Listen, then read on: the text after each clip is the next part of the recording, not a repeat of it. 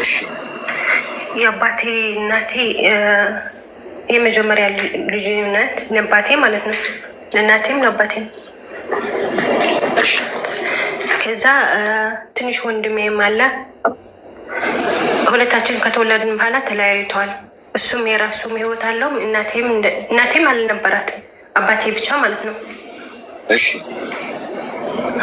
ከዛ እኔ ምንም ልጄም ብሎኝ አያውቅም፣ ሰላም ብሎኝም አያውቅም። አንድ ከባቢ ነን፣ ሩቁም አይደለንም። ሁሉ ጊዜ ሲሄድ ምናምን ከሚስቱ ማለት ነው፣ ከሚስቱና ልጆቹም ወልደዋል ከሌላ ሲሄድ ሁሉ ጊዜ ያዋለውና ልጄም አይለኝም፣ ምንም አይለኝም፣ ሰላም አይለኝም። ዝም ብሎ ነው የሚሄደውና እኔ በጣም ተጎድቻለሁ ከልጄ ጀምሮ እስካሁን ማለት ነው። ከዛ አሁን ስዑድ ነው ያለሁት። ችግር ነበረና ልቤ የመተነው ይቅርታና ይሄ ያለፈ ጦርነት ነበረና ከዛ ሁሉም ትቼ አግዘዋለሁ ምናምን። እናቴም አብዛኛው እናቴ ነው የምረዳው። እናቴ እኔ ነው የምረዳት፣ ምንም ስለሌላት እኔ ነው የምረዳት። እና ልጆቹም አለውን የእናቴ ማለት ነው አግዘዋለሁ። እንደዛ አባቴም አግዘዋለሁ፣ ግን በራሴ ነው የማግዘው። ከፈለኩ አግዘዋለሁ፣ ካልፈለኩ ምንም አልለም። ግን አሁን አባቴ በጣም ነው የተቀየምኩት ማለት ነው። አሁን ይቅርታ ምናምን አለኝ። ደወልኩለት፣ እንኳን እግዚአብሔር አተረፈት ከዚህ ሁሉ ችግርና ጽበባ እንኳን አተረፈት ምናምን አልኩት። በጣም ነው የተጎዳው። እንዴት ነው ይቅር የምለው? በፍጹም ይቅር። አሁን ብር ፈልጋለሁ ምናምን አለኝ። አሁን በቅርቡ ማለት ነው ብር ፈልጋለሁ። ለምንድን ነው ልጄ ብር አትልቅም እንዳላት ለእናቴ። ከዛ እኔ ሁሉ ነገር ሞተው ስፈልግ ማለት ነው ለምንድን ነው ብር የምላከው እንዴ? አባቴ እኮ እኔ እኮ ሁሉ ነገር ትቼው ነው እንጂ አንድ ቀን እንዴት ነሽ ልጄ? ትምህርት እንዴት ነው የተማርሽ ነው? ትምህርቴ በአግባቡ እንዳይማር እንዴት እንደተጎዳው ማለት ነው። ልጆቹ ከአባቱ ከእናቱ ሲሄዱ ወደ ትምህርት ቤት እኔ በጣም ነው ልቤ። አንድ ቀን አባቴ እኮ ሞተዋል አለ እንደዛም ብያውቃለሁና አሁን ግን በጣም ለምንድን ነው ብር የምለው? ሳድግ ነው እንደ ልጁ መሆኑ የማያውቀው ምናምን ብዬ በጣም ልቤ ይሰበራል፣ አልቅሳለሁ ምናምን። ስለ አባት ሲወራ ሲሰማ ማለት ነው ሁሉ ጊዜ ነው የማልቅሰው። እና እንዴት ነው ወንድሜ አባቴ ከልቤ እንዴት ነው ይቅር የምለው? እንደዛ ነው የምልህ። ከዛ ደግሞ አንዱም አለ በዛ አድርገህ ልትነግረን ይቅርታ ረዘምኩልህ። ከዛ ደግሞ ቤተሰቦቼ ማለት ነው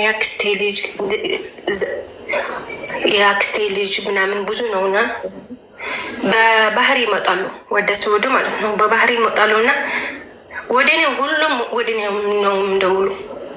ከዛ ደውሎ ምሽዋር ክፈልልን 3000 ሪያል ማለት ነው አንዱ ይከፍላሉ። ከዛ ትንሽ ቆይቶ ደግሞ ሌላ ይመጣል።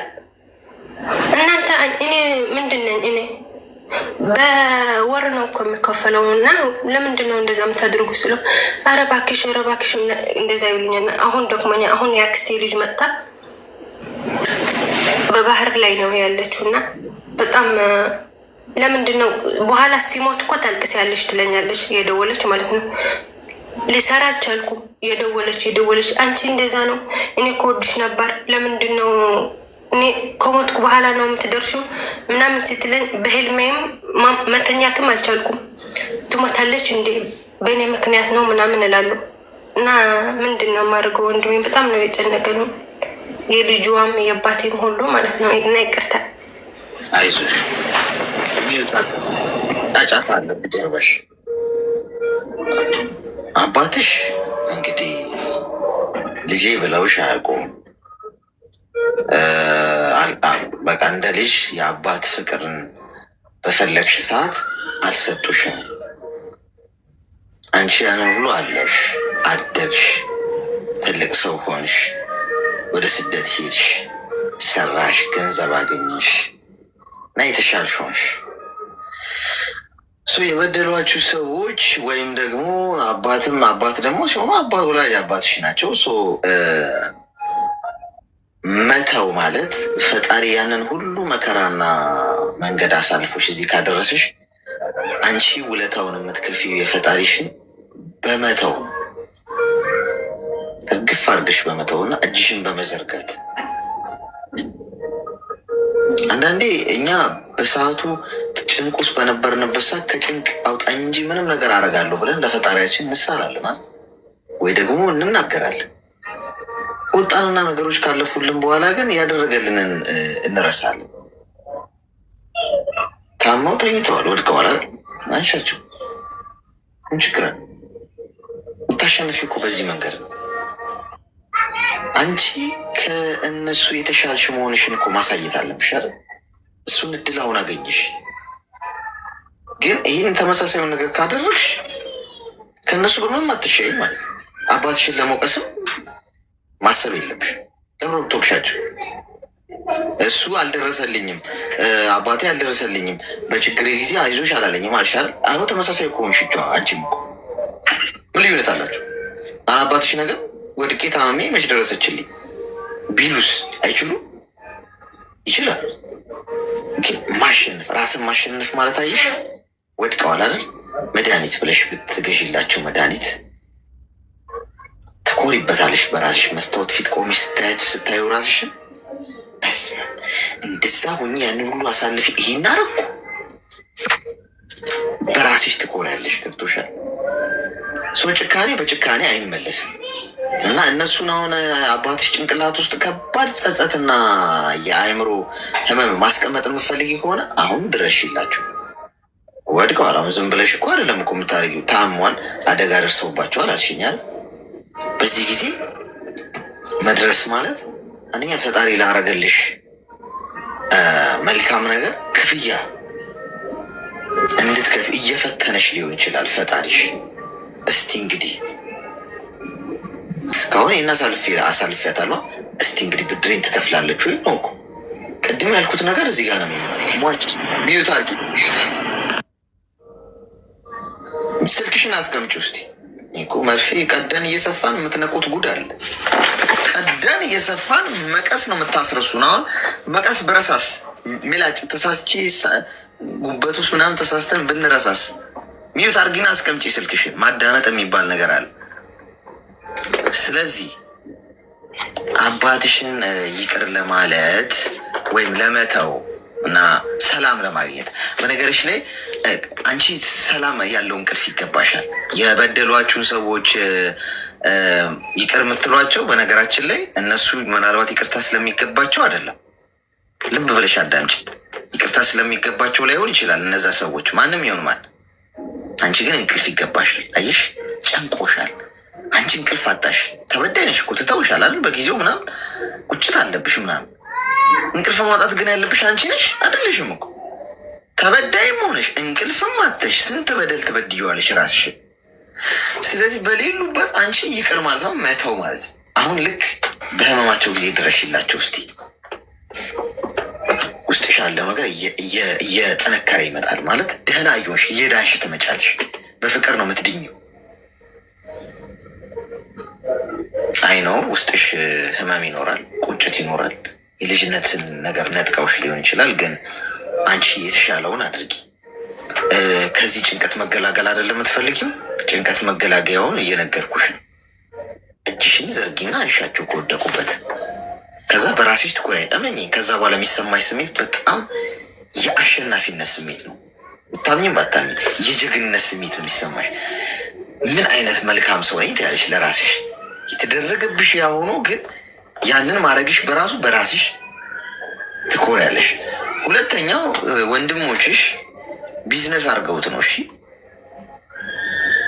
አንደኛው ሄደና ከዛ እንደዚህ ክፈ ይልኛል ከፈልሽለት። እንዲማ ከሆነኛ ምን ይላ ብለው መጡ እንዳለ። የኔ እናት አንድ ነገር ልንገርሽ፣ እግዚአብሔር አምላክን አትፈታተነው ይላል መጽሐፍ ቅዱስ አይደል? አትፈታተነው ማለት ለምሳሌ እሱ አለልኝ፣ ይደግፈኛል፣ ያድነኛል፣ ይጠብቀኛል ብሎ አንድ ሰው ከፎቅ ራሱን ቢከሰክስ እና ተፈትፍጦ ቢሞት መፈታተን ማለት ነው አይደል? ይሄ አሁን እግዚአብሔር እኮ ሊያደርገው ይችላል፣ ሊደግፍ ይችላል። ከፎቅ ስትወረወሪ እኮ ሊያነሳሽ ይችላል። አቅሙም ኃይሉም አለ። ግን እየተፈታተንሽው ነው። ሲታረገዋለህ አታረገው። ይሄ ከባድ ኃጢአት ገብቶሻል። ፈጣሪ ያለልኝ ብለሽ ጫካ ብትገቢ ፈጣሪ ያለለት ጅብ ይበላሻል። ፈጣሪም ራሱ ምን እያለ ነው? ምንድነው?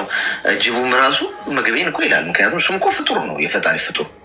እስቲ ራት ከሰጠኝ እንደው አምላኬ እንደው ተፍተፍ ላለው ጣል ጣል አድርግልኝ ይላል። ከዛ አንቺ ደግሞ ፈጣሪ ያለልኝ ብለሽ ጣጣ እያልሽ ጫካ ትገቢያለሽ። ማን ነው ተጠያቂው? እዚህ ራስሽን አጠብቂም። ሰው ጭንቅላት ሲሰጠኝ ራሴ እንድጠብቅ ነው። እዚህ ምድር ላይ ፈጣሪ ጠብቀኝ ስንል መጀመሪያ እኛ ራሳችንን ፕሮቴክት አድርገናል። ገብቶሻል አይደል? ስለዚህ ወንድሞችሽ እሷ አለችልኝ እያሉ ነው ወደ ይዚህ እየመጡ ያሉት። አውቀው እየተፈታተኑሽ ነው። ገብቶሻል? ዝም ብለሽ በገፈገፍሽ ቁጥር ገንዘብሽን እነሱን ማድረጋቸውን አያቆሙ። ስለዚህ ቁርጥ ያለ ትምህርት ስጫቸው፣ አሳ አትስጫቸው። ራሳቸው አሳ አጥምደው እንዲበሉ አድርጊ። የመጀመሪያ ቁርጥ ያለ እኔ ስራ ፈትቻለሁ በያቸው። ቀላል ምክንያት ልንገርሽ እንዳትቸገሪ። ደዊና ከዛሬ ጀምሮ ቤት ምን ትያቸዋለሽ መሰለሽ? እዚህ ሳውዲ ነው ያለው ስለሽኛላ። ሳውዲ አሁን ትንሽ የሆነ ችግርም ተፈጥሮ ስራ ፈታው እና ቤት ተጠግቼ ነው ያለው። እስቲ ብር ካለ ላኩልኝ፣ እዚህ ሰርቼ ስራ ትስል እከፍላለሁ ምናምን ባያቸው። ጥሩ ምክንያት። አሁን ይህን ከሰሙ ደግሞ ያው ነግሯት ነው ይላሉ። እኔ ብዙ ጣላት ነው ታፈሩልኝ። ገብቷችኋል? ደውለሽ እና እስቲ ከቤተሰብ ከሰፈር ምናምን አሰባስባችሁ ላኩልኝና ስራ ሲጀመር ሰርቼ እከፍላለሁ ባያቸው። ከዛ ባል ስልክሽንም አያነሱም፣ አይደውሉልሽምም፣ አያውቁሽም። ይቅርታ እንዴት ናቸው ልደውይ እስቲ ራሱ ማን ነው ስልክ ይህ ስልክ ዳታቸው አንሹ ይባባሉልሻል። ገንዘብ እንደምጠይቃቸው ስለሚያምኑ። ስለዚህ አንቺን አምኖ አይሰደድም ማለት ነው። እሷ ትከፍልላለች ሲል ራሷ ለራሷ እዚህ ስራ ፈትቻለሁ ላይ ገንዘብ ላኩልኝ እያለች አንድ ጭራሽ ይልሻል። ተገላገልሽ ማለት ነው። በገዛ እጅሽ ጦስ አትፈጥሪ። ሌሎቻችሁ ምችን ዘዴ ተጠቅማል። ብር እያሉ ሲያስቸግሯችሁ የትም ሀገር ያላችሁ ራሳችሁ ደውሏችሁ በሏቸው። እንደው እነሱ ሳይሏችሁ የሆነ ነገር ላስቸግርሽ ነበረ ወይም ላስቸግር ነበረ ማማዬ ባባዬ እንትን እዚያውን ስራ ፈታውና እዚያውን ቤት ተጠግቼ ነው ያለሁት። ቤት ኪራይ የተወሰነ ለ1-3 ወር ምናምን ስራ አይኖርም እና ብር እስቲ ፈልጋችሁ ከዛ የሆነ የሚቀበል ሰው አለ እዛ ወደዚህ ያስተላልፉልኝ፣ ስራ ሲጀምር እከፍላለሁ። ሞተው ነው የሚጠይቁሽ። እንኳን ሊጠይቁሽ ስልክሽን አያነሱም። ከዛ በኋላ እንደዛ አርጊ እሺ። ቀላል ነው፣ የሚያስጨንቅ አይደለም። ከዛ ራሱን ቁርጡን አውቆ ይራመዳል ማለት ነው። ተግባባን? አዎ፣ አመሰግናለሁ ወንድሜ። በጣም ነው የማመሰግነው። እኔ ብዙ ጠላት አሁን ወንድሞቿ ከሰሙ ያጥረገርጉኛል መጥተው አንተ ወንድ አትሆንም እንዴ? ወንዱን እስቲ አንተ ይሉኛል። እኔ ግን መች ነው ወንድም ሆኖ እንደዚህ ወይ እየከፋፈልኩ ነው። መቀፈል መጀመርም አይኖርብናል ጓዶች። ስራ መቀየር አለብን። አዋጣም ምስጋና ኪስ አይገባ ምናምን ሲባል አልሰማችሁም? አብዛኞቻችሁ የማያስጨንቀው ነው የሚያስጨንቃችሁ። ለማንኛውም ጥሩ ቆይታ ነበረ ነው ይችላለሁ በሚገባ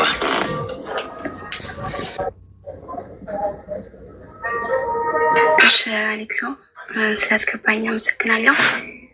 እኔ ልጠይቅ የምፈልገው ለምሳሌ የህይወትን ትርጉም እንድትነግረኝ እፈልጋለሁ። ማለት ለምሳሌ አሁን እኛ እየሰራን ነው ስለ እኔ አሁን በህይወት ውስጥ ምንም ያስደስተኝ ነገር የለም። እሰራለሁ፣ ከዛ በኋላስ ምንም አይነት ነገር የሚያስደስተኝ ነገር የለም ማለት ነው ነው ቀጥሎ ባለው ነገር እንደ ሰዎች የሆነ ሰርተክ ከዛ በኋላ ይቅርታ እና ሰርተክ የሆነ እንደዛ እንዲያርግ ምንም አይነት ነገር እግዚአብሔር ይመስገን ሁሉም ነገር አለኝ። አይደለም ምንም አስደስተኝ ያውጣው የምትፈልጊው ነገሮች ሁሉ አሳክቶታል? ገና ነው፣ በግማሽ እያሳካው ነው እያሰባለሁ። ግን በቃ የሆነ አይደለ ቢመጣ ራሱ ምንድን ነው የሆነ ምንም አይነት ሴንስ አይሰጠኝም። ይሆናል አይደለም ቢመጣ ራሱ ምንም ትርጉም አይሰጠኝም። ኢቨን አጋጣሚ ትናንትናውን የሆነ አንድ ልጅ አርፋለች ተብሎ ሰዎች ሲሞቱ ምንም አይመስለኝም። ምንም አይመስለኝም ስልክ ስለ ሰዎች ማዝነው ምንድን ነው ሞቶ እዛ ለምሳሌ ራሷን አጠፋች ትናንትናው ልጅ ያዘንኩት እዛ ሄዳው ማቃጠሏን ብቻ ነው እንጂ ከዚህ ምድር ላይ ለቃ መሄዷን ተገላገለች። እንዴት ነው የሞቱት ብዬ ነው የምጠይቀው። እንደዚህ ሆኖ ሞቱ ስለው ለምሳሌ አንዳንድ ጊዜ ሰዎች ሲሞቱ ንስሐ ገብቶ ምናምን የሆነ በቃ ደስ የሚል መጨረሻቸውም ያምራል አይደለም? እንደዛው ሞቱ ስሉ ምናምን ቀርባቸው ምንም ነገር በቃ ምንም አያስደስተኝም። ለምሳሌ እናንተ አንዳንድ ጊዜ አሁን እንዲያርጉ ጠጡ ብሉ ራሳችሁ እንዲያርጉ ምንም በቃ ምንም አይነት ሲንሰስተኝ ነው። ምን ሆኜ ነው በቃ የሆነ ደንስስ ውስጤ ሞተዋል ማለት ይችላል።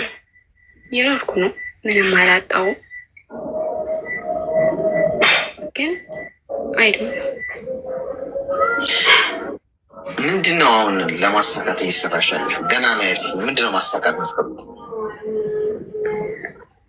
እንዴት ማለት አሁን ማለት የምትፈልጊውን አሳክተሻል ወይ ስልሽ አይ ገና ነው አልሽ። ምንድን ነው የቀረው? ምንድነው ማድረግ ምፈልግ? ገና ማለት ስልክ ለምሳሌ እንደ ማንኛውም ገና እየሰራውኝ ገንዘብ ካስኩኝ በኋላ ሁላችንም የራሳችን የሆነ ፕላን አለን አይደለም? እቅድ አለኝ፣ ኦፍኮርስ እቅድ አለኝ። እኔ ስልክ በቃ ገና ነኝ፣ በጣም ገና ነኝ። ምክንያቱም ከተሰደድኩም ገና ስለሆንኩኝ ገና ፕላኔ ላይ ገና አልደረስኩም። ግን እቅድ አለኝ፣ ጽፌ አስቀምጨዋለሁ። ኢቨን እኔ ብዙ ጊዜ አላወራም ከሰዎች ጋርም እንትን የለኝም፣ ስልክ አላወራም ብዙ ጊዜ ብቻ ማለት አላውቅም። እድሜሽ ስንት ነው? እድሜሽ ምን ያህል ነው? እሺ ግን ልጅ ምናምን እንዳትለኝ ግን አሁን ወደ 23 ነኝ። ገና አልገባውም። ልጅ ነሽ እንዳትለኝ። አይ በጣም አሁን ላይ መሰለክ ነው። አይ ለምን እንደዛ እንዳልኩ ታውቃለህ? ብዙ ጊዜ ለምሳሌ አሁን እናንተ እንደምትሉት የሆነ ሁላችንም የራሳችን የሆነ ባህሪ ያለን አይደለም? የራሳችን የሆነ ባህሪ ያለን፣ በምትፈልጉ መንገድ መኖር አለ። ስልክ የሆነ አንዳንድ ጊዜ የሰዎቹን ነገር አለመስማት ማለት ነው። የራሳችን የሆነ እቅድ አለን፣ የራሳችን የሆነ እንትን አለን አለ። እንደዛ ስንኖር ወይ ደግሞ አንቺ ልጅ ነሽ እኮ ገና አልበሰልሽም አታስተውይም፣ እንደዚያ ነገር ስለሰለችኝ ነው እንደዛ ያልኩ። ገብተዋል? ስለሰለችኝ ነው መስማት። ለዛ ወደ ሀገር ቤት አልሄድሽም? ወደ ሀገር ቤት እስካሁን ነው አልሄድከኝም። እሺ ሚዩት አድርጊና አዳምጪኝ ማለት አሁን 23 ዓመትሽ ነው። ልጅ ነሽ እንዳትለኝ፣ ገና አልበስልሽም እንዳትለኝ አይነት ነገር አለችኛው። ማስጠንቀቂያ ዋርኒንግ ነው። 23 ዓመትሽ ያው ልብ በ40 ዓመት ገንዘብ በ20 ዓመት የሚባለውን ተረት ታውቂዋለሽ አይደል? አንቺ ገንዘቡ አለሽ።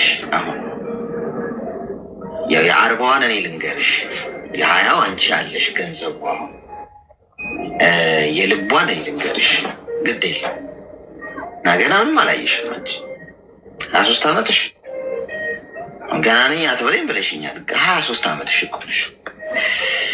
ሰው መውደቅ መነሳቱን ፈተናውን ምናምን አላየሽም። ለዛ ነው ቻሌንጅ አትጥሉ ምላችሁ። አሁን እሷ ምናልባት በህይወቷ ውስጥ ቻሌንጅ ስላጣች ሊሆን ይችላል እንደዚህ የምትሆነው። ግን አሁን አንድ ነገር ምነግርሽ፣ አንቺ ስለ ሞት ነው ያሰብሽው። ሞት ባይዞ አያስፈራም እኮ ሞት ሞት ትፈራላችሁ እንዴ ጋይስ? እዚህ ውስጥ ሞት እኮ ጀስት እኮ ለሰው ልጅ ጸጋ እኮ ነው። ለሰው ልጅ የተሰጠው እኮ በቃ አለቀ። ማንም ሰው ይሞታል እና መሞት እንደ እንትን አለም ለሆነ ሰው ብቻ ተሰጥቶ ለሆነ የተነሳል። በቃ የስጋ የለበሰ ሰው በሙሉ ሟች። አሟሟቴን አሳምርልኝ ነው ራሱ ተረቱ አይደል እንጂ መሞቴማ ማይቀር ነው። ችግር የለውም እሱ መሞቴ ሳይሆን አሟሟቴ ጀስት ነው የሚያምር አሟሟት ይሆን እንደው ጥሩ ሰርቼ ልሙት። አሁን አሟሟቴን አሳምርልኝ የሚለው ዝም ብሎ ከፎቅ ተከስክሻ ልሙት፣ መኪና ገጭቶኛ ሞት፣ ከበሌን ልከስከስና ልሙት ምናምን አይደለም። የሆነ ሰቅጣጭ ሞት አልሙት ምናምን አይደለም። አሟሟቴን አሳምረው ማለት ጥሩ ሰርቼ ልሙት ነው።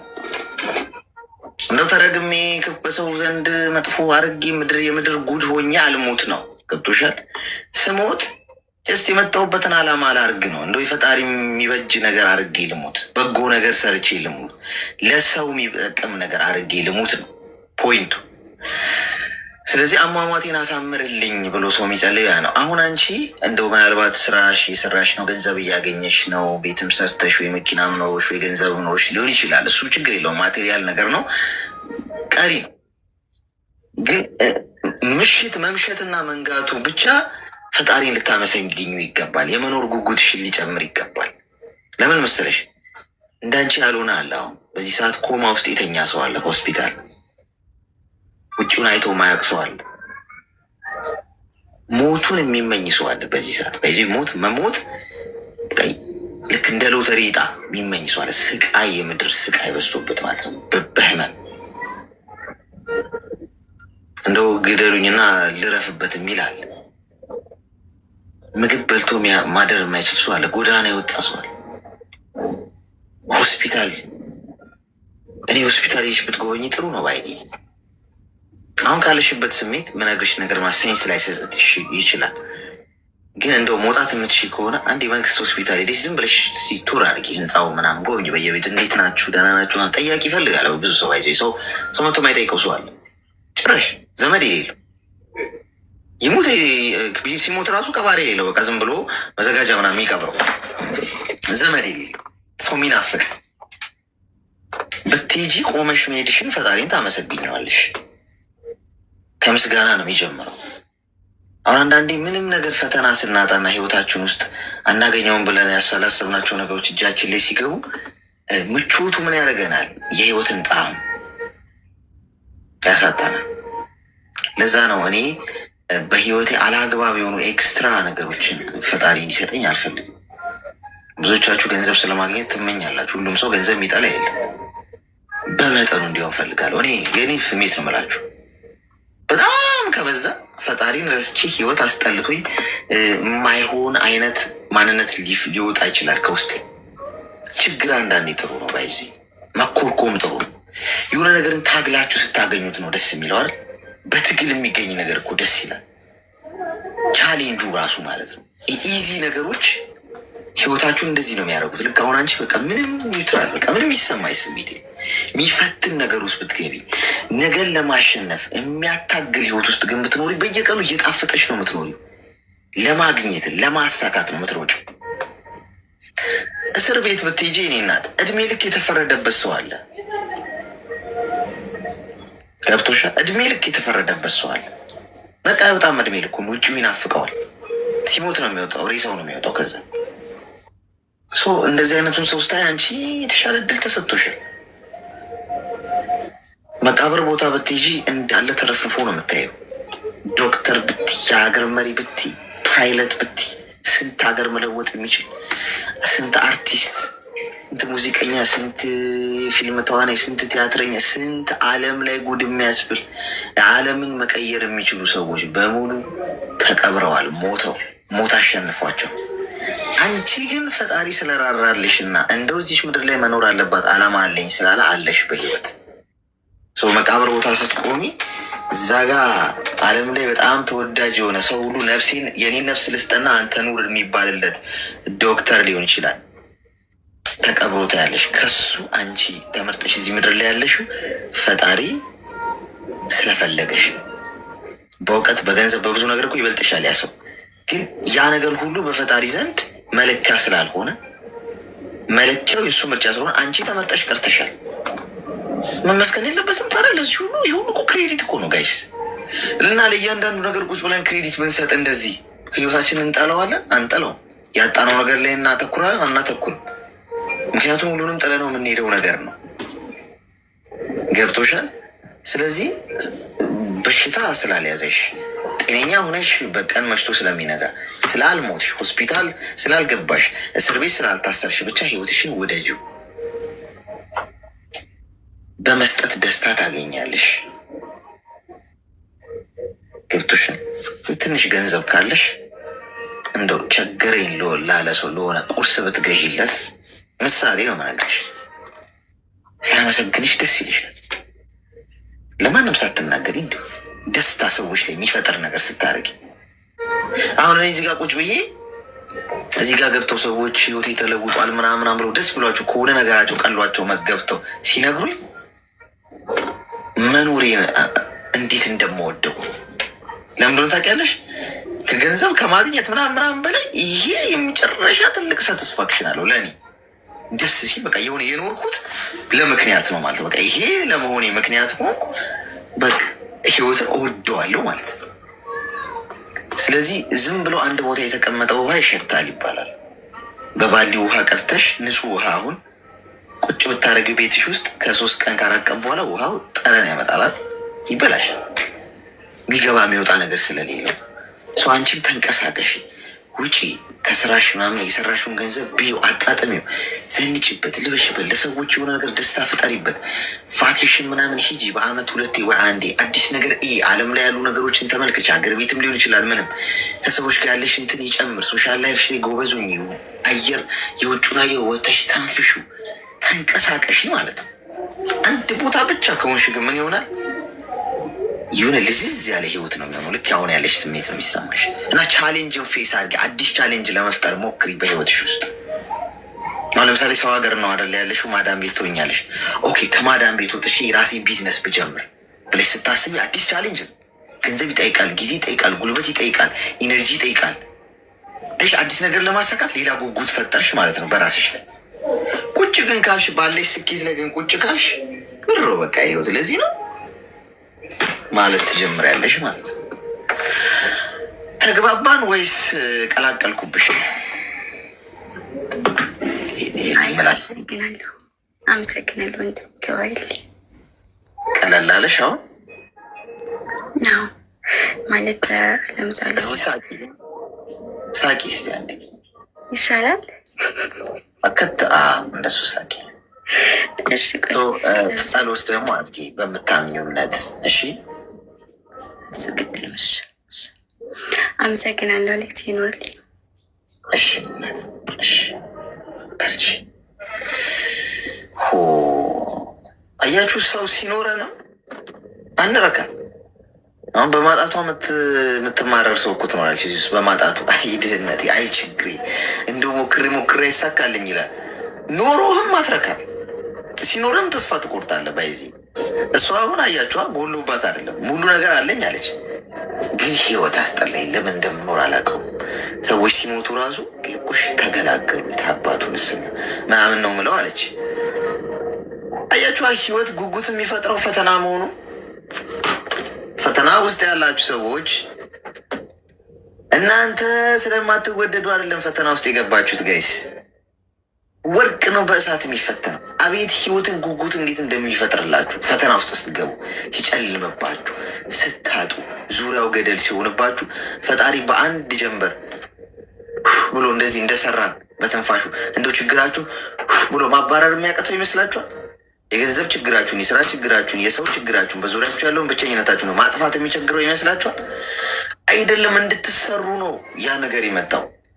እንድትቀረጹ ነው። ህይወት እንዲጣፍጣችሁ ነው። የሆነ የምታረጉት ነገር ይኖር፣ በነፃም ለሰዎች የምትጠቅሙት ነገር ይኖር፣ የሆነ ፐርፐዝ ይኖረን ማለት ነው የምንኖርበት። ምሳሌ ቅድም የነገርኳችሁ አሉ። እዚህ ጋ እናንተ ደስ ብሏችሁ እንደው እዚህ ጋ አውርተን የሆነ ቅልል ብሏችሁ ለእናንተ የሆነ ነገር መቅለል ሪዝን ከሆንኩ እኔ በቃ ለተፈጠርኩበት በቃ አላማዬን እያካሄድኩ ነው ማለት ነው። ዝም ብዬ ቁጭ ብል ሰውን በቃ የሆነ ነጥቤን ለማስቆጠር ወይ ገንዘብ ለማግኘት ወይ ንብረት ለማፍራት ወይ ፎቅ ለመደርደር ምናምን ብሮጥ እኮ ልችል እችላለሁ። ግን ምንድን ነው ፐርፐዝ አይደለም። ከዛ ገነባሁት፣ ከዛ ሶዋት ጥዬው ልሞት ይችላሉ። ግን ለሰዎች እዚህ ጋር የሆነ ነገር ተስፋ የሚሰጥ ነገር ከሆንኩ ለመኖራቸው ምክንያት ለመሆን ሪዝን መሆን ከቻልኩ ከዛ በላይ ለመኖር የሚያጓጓ ነገር የለም። ነገ ደግሞ አዲስ ነገር ነው። ስለዚህ ራሳቸው የሚያጠፉ ሰዎች በዚህ ምክንያት ነው። ባይዞ እንደቀላል አትዩት። እሱ አሁን ይሄ ሀሳቧ ውሎ ካደረ ጭንቀት ይመጣል፣ ስትረስ ይመጣል። ሁሉ ነገር ኖሯት ግን ራሷን ልታጠፋ ትችላለች። ሀሳብ ዘር ነው። እሺ ዘራ ይበቃ። ፈጣሪ ምን እንታዘዝ? እኔ አሁን በራሴ ጉዳይ የደረሰብኝ ነው። ያው የቤተሰብ ከወንድሜ ጋር ማለት ነው በቅርቡ ነው እና ትምህርትም ይሆናል ብዬ ስለማስብ ነው ለሰው። ሲቀጥል ደግሞ እኔ ያው መረጋጋት አልቻልኩም አሁን ባለሁበት።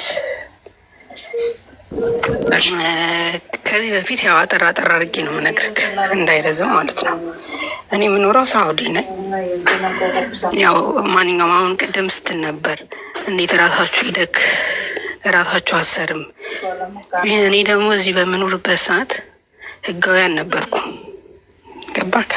ህጋዊ ሳትሆን ሁሉን ነገር በቤተሰብ ነው የምታደርገው። እና እኔ ገጠመኝ ምንድነው እዚህ ያለው ወንድሜ ከዚህ በፊት ከ4 ዓመት በፊት ያው ፀጉር ቤት ከፈትኩ። ይሰራበት ነበር። ያው ለእኔ ብዬ ነው የማስበው። የሴት ፀጉር ቤት ነው። በቃ እየሰራ ነው። እኔ ብሩን አልጠይቀውም። ከዛም በኋላ ደግሞ ይህ መኪና ምናምን ሀገር ላይ አዋጭ ይባላል መሰለኝ።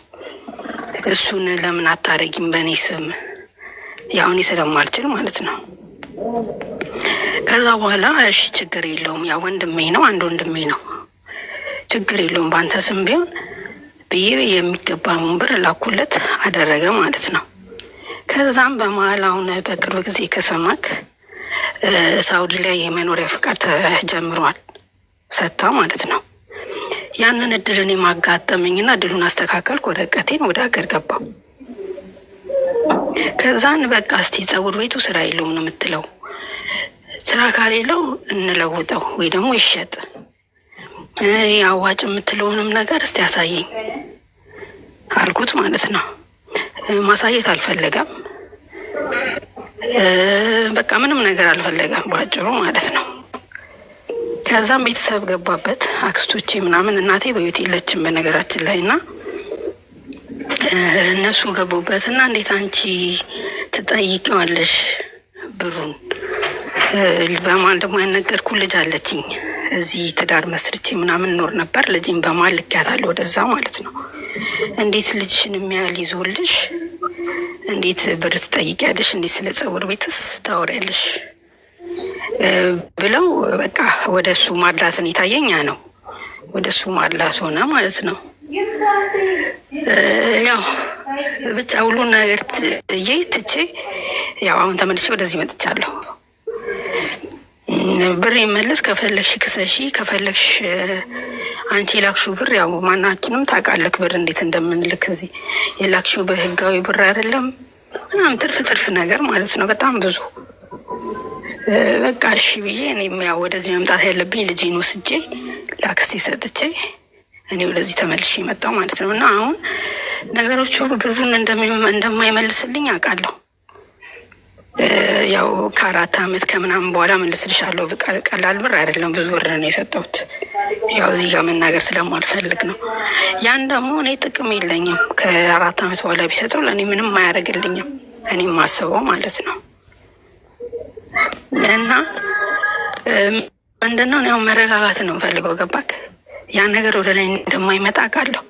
ግን ተረጋግቼ ስራዬን ብሰራ ለምን እዚህ ሰው ሀገር ላይ በጣም በረጅም አመት ነው የሰራሁት፣ ከ14 ዓመት በላይ። ያው ሁሉ ማለት ባዶ ምንም የለኝም። ገባክ? እና ነገ ሰርቼ እንደማገኘው አውቀዋለሁ። ግን የሚሰማኝ ስሜት ይሆናል አይደል?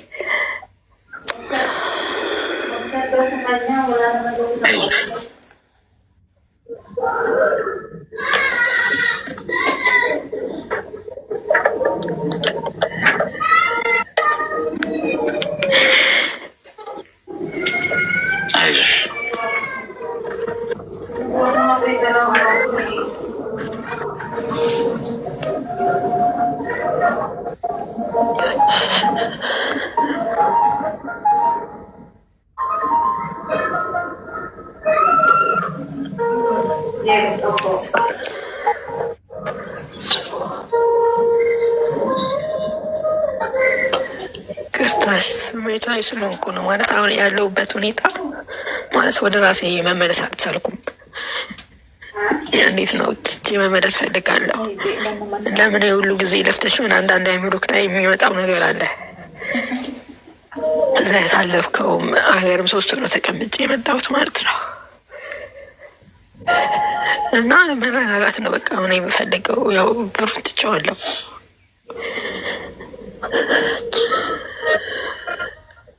እና ትምህርት እንዲሆናቸው ነው በዚህ አብዛኛው ሰው ሀገር ያለን ሰዎች። ምን ያህል ብር ነው? ከሚገርም ወደ 1 ሚሊዮን ይጠጋል ብሩ። የፀጉር ቤቱን ቶ እሱ ከሱ ውጭ ማለት ነው። የዛሬ 4 ዓመት ነው የሴት ፀጉር ቤት ነው የከፈትኩት። አዲስ አበባ ላይ ነው። አሁን ሁሉንም ነው የካደው ወይስ ምንድን ነው? አለመግባባት ካደ አይደለም። አሁን መኪናው ምናምን ወስዷል። እኔ ከሄድኩ በኋላ ነው የወሰደው። እንዳልኩ ከአዋጭ ነው። ይህን ያህል ብር አላውቅም። ላኪ ሲለኝ ዝም ብዬ ነው የምልከው። እስከ 700 ትሰጥና ከዛ 2 ነጥብ ምናምን መኪና ይሰጠዋል። በየወሩ 40 ሺህ ብር የሚሆን ምናምን ትከፍላለህ።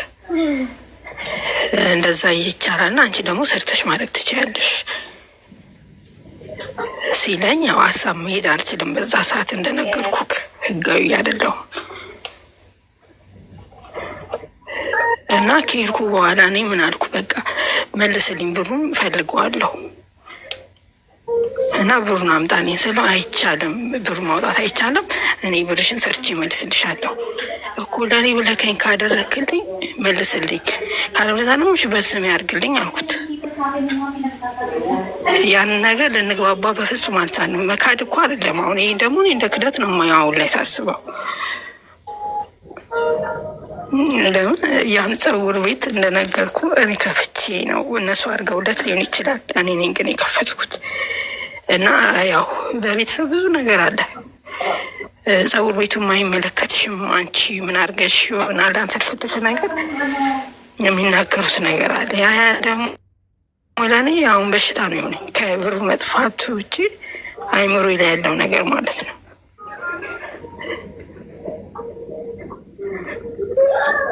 እስኪ ተረጋጊ፣ ሚወጣል ግን አዳምጪኝ። እስኪ ተረጋጊ። አይ ነው ስሜታዊ ያደርጋል። አሁን መረጋጋት የምፈልገው ስራ ላይ ነኝ። አሁን መጥቻለሁ። ከመጣሁ 3 ወር ነኝ። በቃ ማሰብ አልፈልግም እንደነገርኩ ይህን ነገር በፍጹም ግን አይምሮ ላይ ይመላለሳል። በቃ ሰላም ነው ያጣሁት።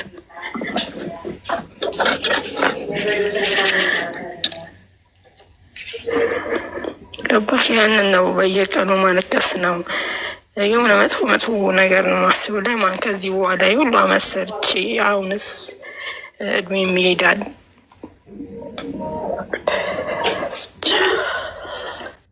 አይዞሽ፣ መሄድ ትችላለሽ አሁን ወደ ሀገር ቤት።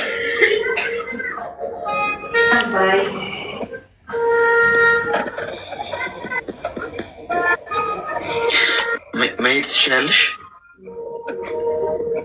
እኔ አሁንም መሄድ እችላለሁ። እንዳልኩ ካስተካኪ ያለው ወረቀት እና ሄጄ ነው የመጣሁት። አሁን በቃ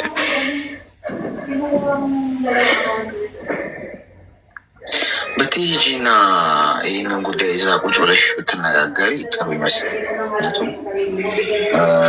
መኪናውን ድምፅ ይሰማሻል? አዎ ይሰማል። ብትሄጂና ቁጭ ብለሽ ብትነጋገሪበት ጥሩ ነው።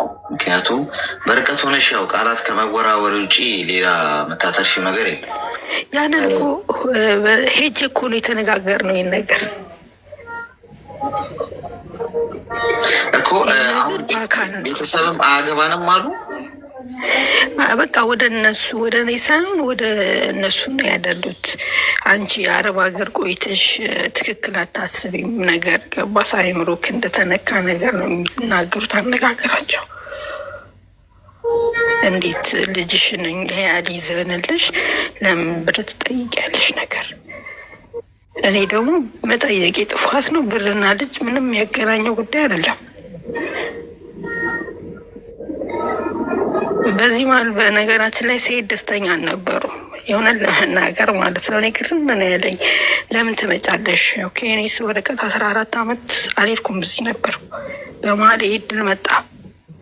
እንደ ሀገር ይናፍቃሉ እኮ።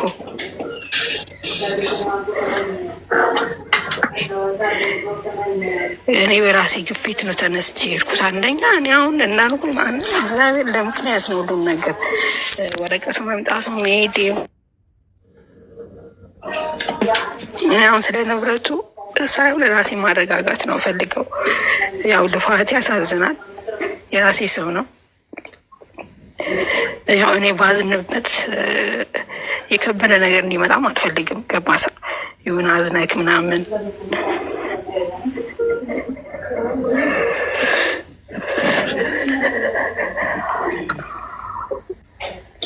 አይዞሽ እስቲ ማለት አሁን ምን አድርጌ መሰለኝ፣ የመጀመሪያው ነገር ከዚህ በኋላ ስለ ገንዘብ አታንሽበት። ለእግዚአብሔር ራስ ገብቶታል። ፈጣሪ ከተገፉ ሰዎች ጎን ነው የሚቆመው በማንኛውም ሁኔታ ውስጥ። ይህን ላረጋግጥልሽ እፈልጋለሁ። ጫጫታ ነገር አለ፣ ድምፅ ነገር አለ። ሚዩት አርጊ እና አሁን አንቺ ማልቀስ ካለብሽ ማልቀስ ያለብሽ ወደ ፈጣሪሽ ብቻ ተናግረሻል።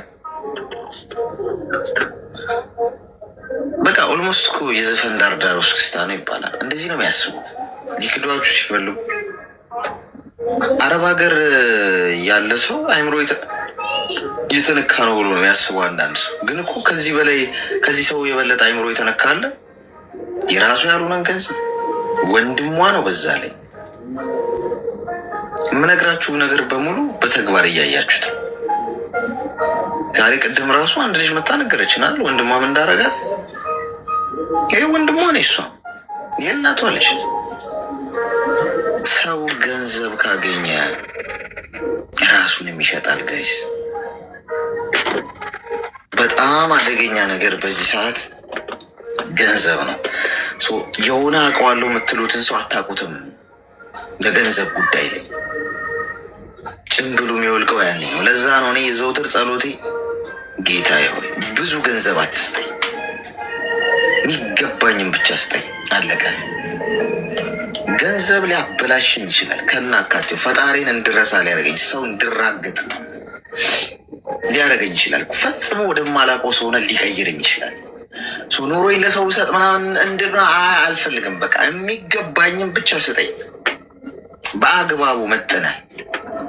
አለበለዚያ ሰው ገንዘብ ቋቀስ ኪሎ ሲያገኝ ይቀየራል፣ ወደ ሰይጣንነት ይቀየራል። በነገራችን ሰይጣንም ይቀርባል። ገንዘብ በበዛ ቁጥር በህይወት ሰይጣን ወደ ህይወት በደንብ እየሰፈረብን ነው የሚመጣው። ማጣትን የመሰለው ወደ ፈጣሪ የሚያቀርብህ ምንም ነገር የለም። አንዳንዴ ማጣት ጥሩ ነው ጋይዝ። ሲጎልባችሁ ነው ስታጡ ታስታውሱታላችሁ።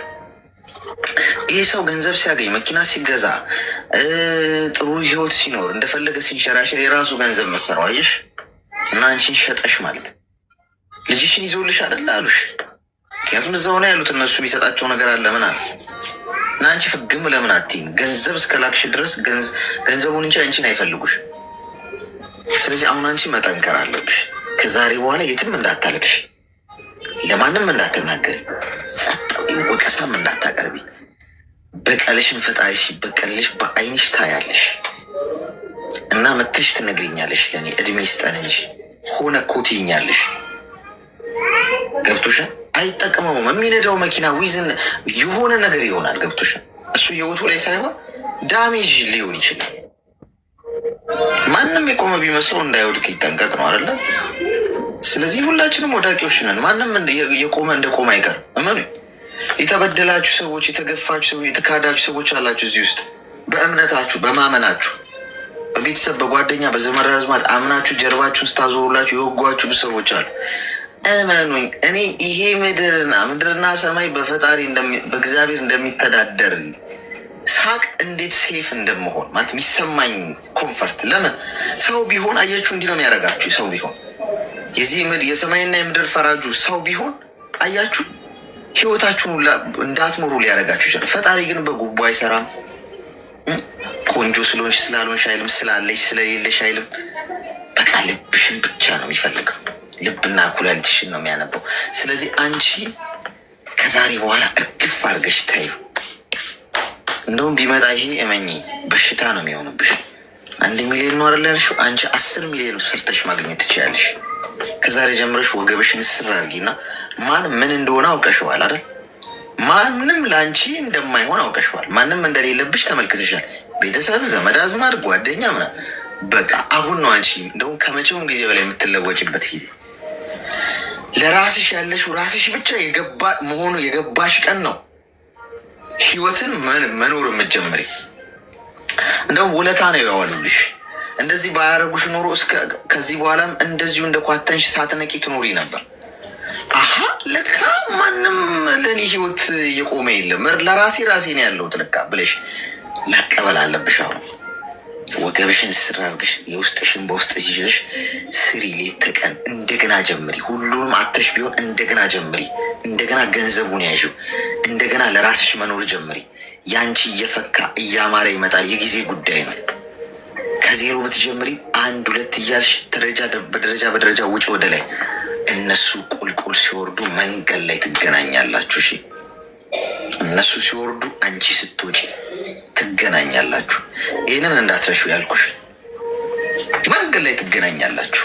እነሱ ከተሰቀሉበት እሱ ከላይ እኔ ማንም አይነካኝም፣ ሁሉ ነገር ተስተካክሎኛል ወይ ተመጻደቀብሽ ሰው እላይ ነው የሚሉ ነው። አንቺ ታች ወድቀሻል። እንደገና አፈር ልሰሽ ተነሺ። አንቺ ወደ ላይ ስትወጪ እሱ ወደ ታች ሲቁልቁል ሲወርድ መንገድ ላይ ትጨባበጣላችሁ። ያኔም ምንም እንዳትይ፣ ወድቆ ብታገኘው እንዳትወቅሹ ምናምን፣ እግዚአብሔር አንተ ፍረድ ብለሽ ወደፊት ቀጥይ። ማንንም ሰው እንዳታምኝ ከዚህ በኋላ ገብቶሻል? ያ ነው ጥንካሬ ማለት። ወድቃችሁ እንኳን እንደገና ተነስቶ ማሸነፍ እንዴት የሚያረካ ነገር። የጣሏችሁ ሰዎች ግን እንደገና ቢወድቁ መነሳት አይችሉም። ለምን? በሰው ነው የተነሱት እነሱ። ይህ ሰውየውን ቢወድቅ ወንድምሽ መነሳት አይችልም። ታምኘኛለሽ? ለምን? በአንቺ ነው የተነሳ፣ እሱ በራሱ አይደለም። በራሱ ያልተነሳ ሰው ወዳቂ ነው፣ አይቀርም። አንቺ ግን በራስሽ ብትነሺ ነገ አትወድቂ። መመኝ ብቻሽን ከፈጣሪ ጋር ፍልሚያውን ጀምሪ። ከህይወት ጋር ያለሽን ፍልሚያ ከዛሬ ጀምሮ። ተግባባ? እንዳታለቅሽ።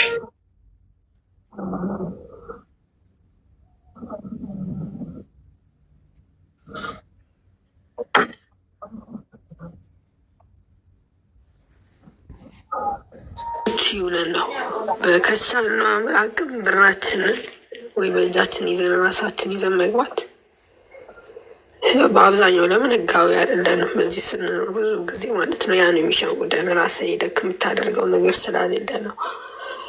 ብር እንደሚመጣ ቋሉ አሁንም ሰርቼ ያኔ ህጋዊ ሳልሆን ይህን ብር ሰርቼ ነው ያደረግኩት።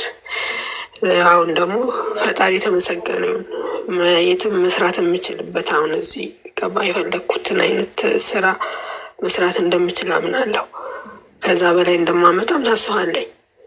ግን ያው ወደ ራሴ ከእለት እለት መረጋጋት ስላልቻልኩ ነው።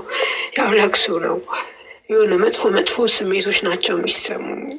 ለምን? ያኔ የብቸኝነት በቃ ተስፋ የመቁረጥ እና አይነት ስሜት ስለሆነ ነው ያው አንተ ጋርም የመጣሁት ማለት ነው። ያው ስለም ሁሌ እሰማሃለሁ፣ ለዛ ነው። ያልፋል። እሺ፣ አይዞሽ። ከእግዚአብሔር ጋር ያልፋል፣ የማያልፍ የለም። ያው አመሰግናለሁ።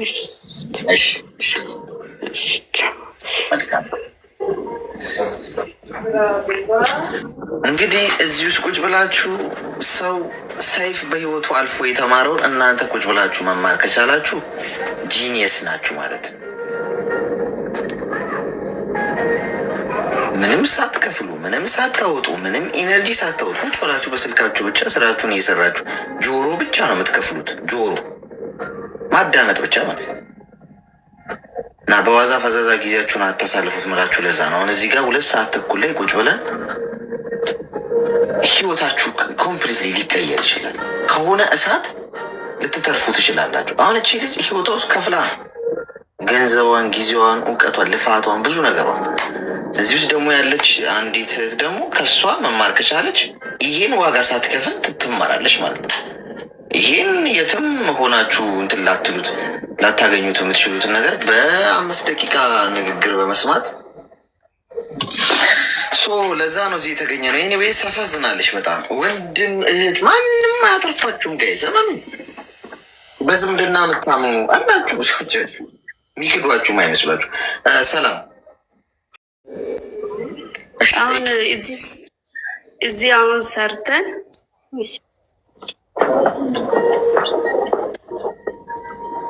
እዚህ እያለን አሁን ቤት ከሰራን በኋላ ቤት ሰርተን ምናምን ኢትዮጵያ ከገባን በኋላ አግብተን ብናገባ የእኛን ንብረት ባል ተብዬው ሊካፈል ይችላል? ትንሽ አልገባኝም። ማለት አገር ቤት ገብተሽ ብታገቢ ነው? አዎ አሁን ለምሳሌ ቤት ሰርቼ ምን ብዬ ሁሉንም ነገር ጨርሼ ቤት አሁን ቢያገባ የኔን ንብረት ባሌ ሊካፈል ይችላል? አሁን አንቺ ልታገቢ ነው እንደዛ? ኖ አሁንማ ገና እየሰራው ነው ቤት ለመስራት ገና። አሁን አንተ ባልኮ መሰረት ብሩን እንትን ነው አካውንቴ ላይ ነው የሚያስቀምጠው። ሄጄ ህጋዊ የሆነውን ቦታ ራሴ ገዛለሁ፣ ቤቱንም ቢሆን ራሴ እሰራለሁ።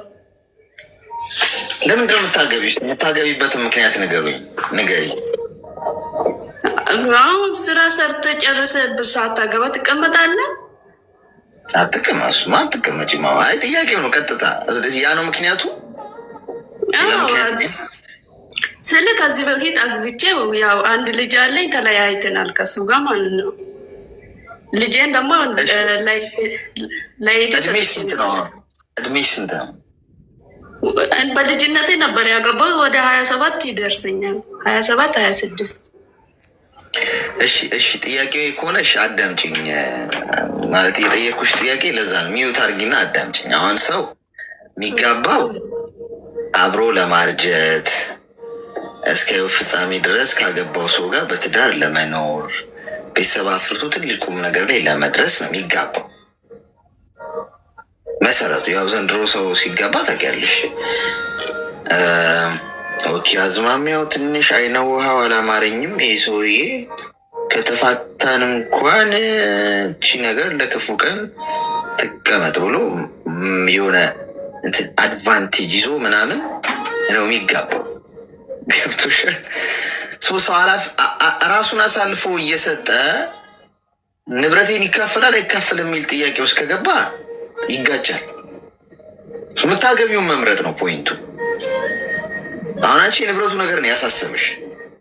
የምትጋቢው እኮ እንትን አይደለም፣ ኮንትራት እኮ አይደለም። የኔ እናት እኔ ማገባት ሴት ቤት ኖረኝ መኪና ኖረኝ ምን ኖረኝ ሳገባት ሂሳብ ሰርቼ ካልኩሌት አድርጌ ነገ ከሆነ ዓመት በኋላ ልንፋታ ስለምንችል ይህንን አትከፈልም ትከፈላለች ብዬ ከገባው እንትን ነው ደባል ነኝ ማለት ነው። ባል አይደለሁም። እንዲህ ልጅ ቃል ኪዳን እኮ ነው የምትገባቢ። ስትጋቢ እኮ አይደል እንትኑን ላቅልልሽ ብዬ ነው ሰፋ አድርገሽ እንድታስቢ። ስትጋቢ በችግሩ ጊዜ ችግሬ ችግሩ ሊሆን፣ ህመሙ ህመሜ ሊሆን፣ ህመሟ ህመሜ ሊሆን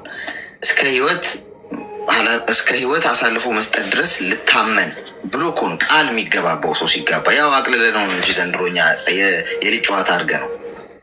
ስለዚህ አሁን አንቺ ትዳርን ስታስቢ ዝም ብሎ ወጠጤ ምናምን ላይ የተዋወቅሽው ምናምን በርቀት እንዲተሞዳሙደሽ ምናምን ከተጋባሽ ቆዳሽን ሊገፍልሽ ነው። እሱም ችግር የለውም ቤት አላት የላትም ብሎ። ከንብረትሽ በላይ ግን ሊያሳስብሽ የሚገባው ማንን ነው ማገባው ነው ፖይንቱ። የምታገቢው እስከ 50ኛ ዓመት የትዳር አኒቨርሰሪያቸውን አከበሩ የሚባልልሽን ባል ለምን አታገቢ? ፈጣሪ መርቆ እንዲሰጥሽ ጸሎት ማድረግ ነው። ያ ደግሞ በጣም ጥንቃቄ ይፈልጋል። ጥሩ ሰው ወደ ህይወትሽ እንዲመጣ የፈጣሪ እጅ እንዲገባበት ታግሰሽ ጠብቀሽ በጣም በጥንቃቄ 10 ጊዜ ለክተሽ ነው አንዴ የምትቆርጪው። ቤት ሰራሽ፣ ከዛ በኋላ የምታገቢው ሰው መጣ እንበል። እቺ ቤቷ ነገር እንደው ግርጥሎኝ የሆነ ሰዓት እንኳን ብንጎረባበት ይህን ቤትማ መካፈል የለበትም ካልሽ ባታገቢውስ? እናት ቢቀርስ ሲንግልነት ይለምልም። ግን ስትገቢ ንብረት ቆጥረሽ ምናምን አንዳንድ ሰው አስፈርሞ የሚገባ ሰው አለ። በጣም ነው ማፍረው። ይቅርታ አድርጉልኝ። አስፈርሞ ማለት ቤት አለው ለምሳሌ አይደል? እሱ ይሄ ከመጋባታችን በፊት ያፈራሁት ንብረት ነው ብሎ ፈርማ ማለት ነው። ብንፋታ እንኳን ላካፈል ብላ እና ይህ ከእግዚአብሔር ሀሳብ የራቀ ነው። እሺ ይህ ናት። ጥንቃቄ እኮ ማድረግ ማለት እኮ እንደዚህ ትዳርን ማርከስ አይደለም። በዚህ መጠን ሰው ህይወቱን አሳልፎ ስለመስጠት እኮ ነው የሚያስበው ትዳር ውስጥ። እንዲህ ቢታመም ኩላሊታቸውን አሳልፎ የሰጡ ሰዎች እኮ አሉ። በጣም ጥቂት ሰዎች ለባሏ ምናምን አይደል ጋይስ?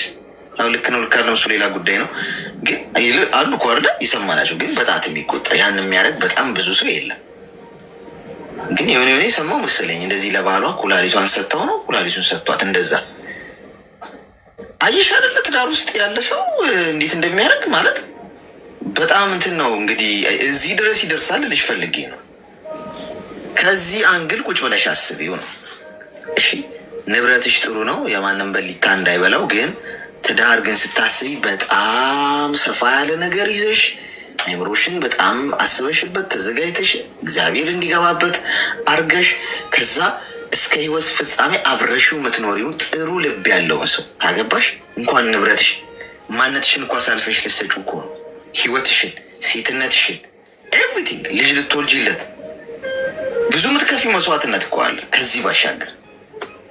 ግልጽ ነው ወይስ ተምታታብሽ?